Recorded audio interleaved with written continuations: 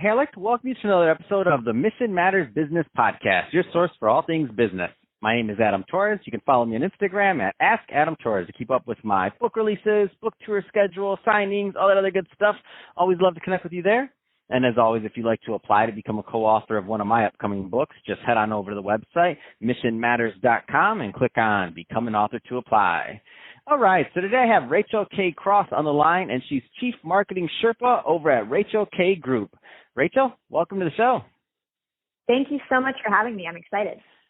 All right, so I'm excited to get into today's topic. So creating a career that you love, a lot of business owners, entrepreneurs, executives listening, and who wouldn't want to do that? So I'm excited to get into it. But before we do, let's talk a little bit more about what you're doing over at Rachel K. Group. Tell us a little bit more about the company, please.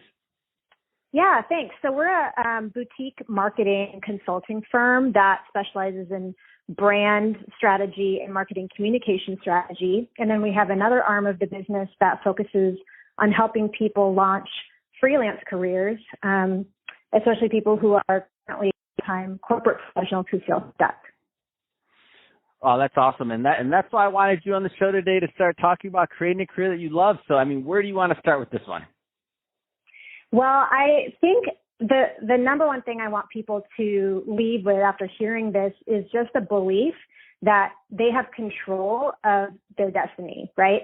That we can actually make choices and create a career that works for us versus just taking any job or feeling like stuck in whatever, profession we've chosen, or maybe it was inherited or whatever the case is.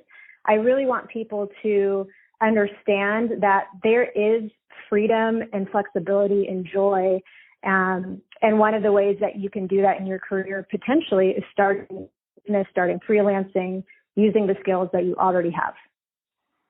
So what do you think some of the benefits are of, because I don't want to assume, like, some people listening are like, they don't really necessarily know what some of the benefits are of becoming a freelancer, kind of going in that direction. What would you say that lifestyle provides versus maybe your typical 9-to-5?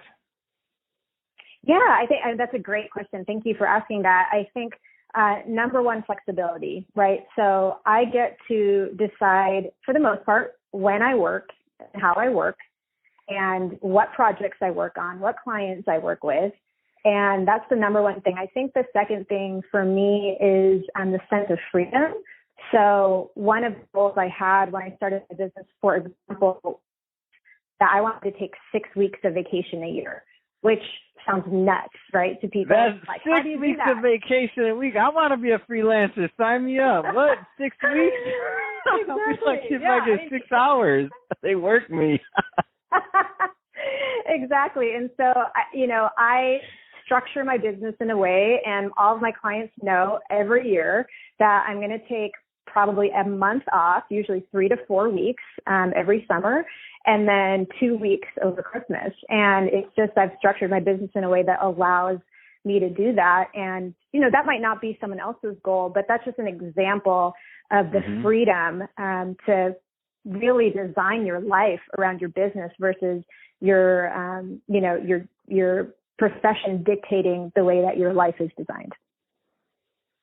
What kind of feedback have you gotten from some of the people that you work with, either that are your clients and or that are just other freelancers, like in your community? Just so people have a feel that there is a community surrounding this. 'Cause I don't think everybody also knows that. Yeah, I think, one of the things, or I'd say myths of being a freelancer, is that all of a sudden you're going to be all alone. And I can tell you, I am, on a scale of 1 to 5 of being an extrovert, I'm like a 20. So I need people. I get energized by people, and I've been working, by myself as a consultant and freelance coach for 9 years, and I don't feel lonely because there is a community. I think that was a great point. So I work with a lot of other freelancers. I hire them for my business, and then obviously helping coach other people. I get a sense of community, and the thing that I hear a lot is I didn't know I could do it. I didn't have the belief that it was possible. And that's, I think, for me, the most, like I said in the beginning, the most exciting part is for people to really change their mindset and understand this is something they can do. They need to probably do some mindset work and eliminate some limiting beliefs and some other things, but it's possible. And it's possible for, in my opinion, anyone who wants to do it. And I think there's another myth out there that freelancers are only, and I think it might be just because of the understanding of the word and kind of professional communities and original. When you think of a freelancer, a lot of people, the first thing that comes to mind, their mind is like a writer, like a journalist or somebody that's writing. And the freelance community is just so much bigger. You don't have to be a writer to be, or a graphic designer to be a freelancer. Can you talk a little bit more about that? Yeah, that's a great point. I think that's why I love this idea. You can use the skill you have. So you might be an accountant. You might be really good with numbers, and that could be your freelance business. You might be other freelance. Think about landscape.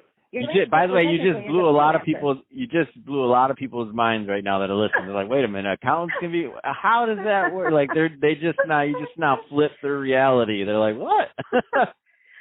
Yeah, I think, and so right, because I think freelancing feels like a creative endeavor only. To your point, writers or graphic designers. I work with a ton of videographers. But think about web programmers. I have my accountant is a freelancer. He doesn't work for a company. He works for himself.